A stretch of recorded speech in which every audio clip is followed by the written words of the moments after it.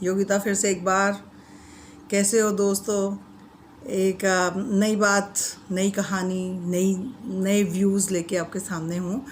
आजकल मैं देख रही हूँ जैसे कोरोना काल चल रहा है और कोरोना काल में लोग, हमारी एक फ्रेंड बता रहे थे कि हम जब हॉस्पिटल में भी एडमिट हुए तो सब लोग कह रहे थे एक बार बचा लो भगवान जी, एक बार बचा लो हमें, हम आज के बाद ये नहीं करेंगे, आज के बाद हम कोई और बुरा कर्म नहीं करेंगे। और वो तब मुझे ना एक बात याद आई, जब हम एक बार फ्लाइट में थे तो हमारी फ़्लाइट को काफ़ी मतलब जैसे हवा में झटके लग जाते तो हम लोग बहुत डर रहे थे, तो डर के मारे हम सब एक दूसरे का हाथ पकड़े थे और भगवान जी का नाम ले रहे थे। तो मेरे को सब लोगों को देख के ना मुझे थोड़ी सी हंसी भी आ रही थी और थोड़ा सा टेंशन भी हो रहा था।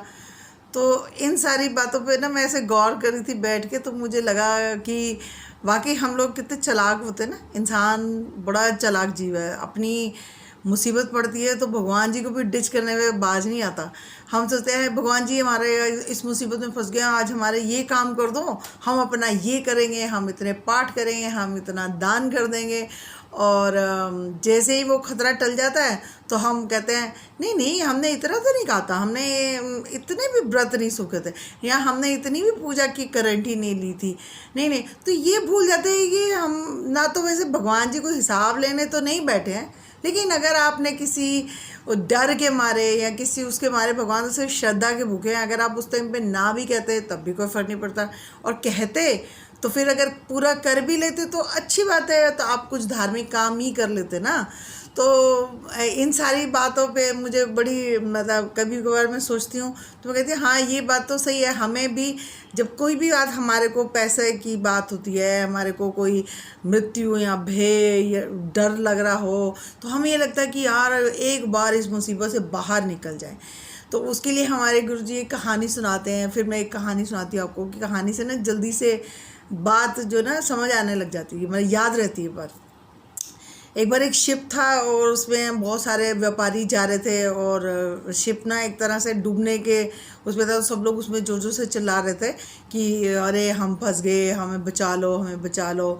तो एक उसमें साहूकार भी था। वो साहूकार ने सोचा कि मैं, मेरे पास तो इतना धन है, भगवान जी एक बार मुझे बचा लो, मैं अपना मकान, अपना दुकान सब आपको ना दान कर दूंगा, सब गरीबों को दे दूंगा, एक बार मुझे यहाँ से बचा लो प्लीज़। तो वहाँ पे जो लोग थे वो भी हैरान थे कि ये बंदा इतना डर गया कि इसने अपना मकान शिकान सब देने की बात कर ली, दान करने की बात कर ली।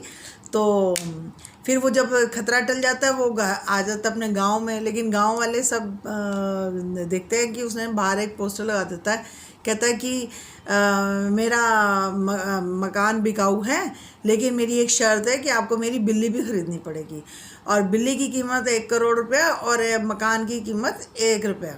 तो सब लोग बड़े हैरान होते हैं, लोग खरीदने आते तो बड़े हैरान होते हैं, कहते यार ये तो सारा सही है कि तू मकान बेचना चाहता है, लेकिन इतना समझ नहीं आ रहा कि बिल्ली को खरीदना ज़रूरी है, और बिल्ली की कीमत 1 करोड़ और मकान की कीमत 1 रुपया, ऐसा क्यों?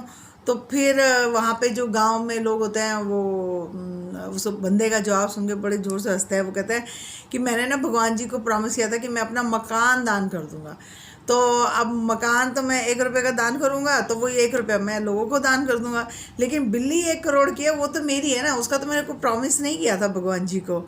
तो उस तरह से ना मतलब एक ये कहानी याद करके मुझे लगता है कि आज हम भी कुछ कुछ ऐसा ही नहीं करते हैं, और अपने आप को हम सोचते हैं कि हम तो बड़े शातिर, हम तो बड़े चालाक, लेकिन भगवान तो सब देखता है ना। भगवान से तो हमें ये करना, या तो प्रॉमिस करो तो उसे पूरा करना चाहिए। तो मुझे ये कहानी एकदम इस टॉपिक पे बड़ी फिट बैठी दिखी, तो मैंने सोचा चलो आपके साथ बात करके शेयर करते हैं। और ये कहानियाँ ही अक्सर ना आपको जीने का अंदाज बदल देती हैं। और मैं तो अक्सर ये बातें इसलिए ज़्यादा सुनती हूँ, अकेली बैठी रहती हूँ। कभी मैं अब इसके बाद बनाऊंगी एक अपनी पूरी ज़िंदगी की, मैंने आज 10-12 जो देश घूमे हैं वहाँ पे मैं अकेले बैठे क्या क्या करती थी और क्या क्या सोचती थी, कैसे उन्होंने मेरी ज़िंदगी बदली उन सालों ने।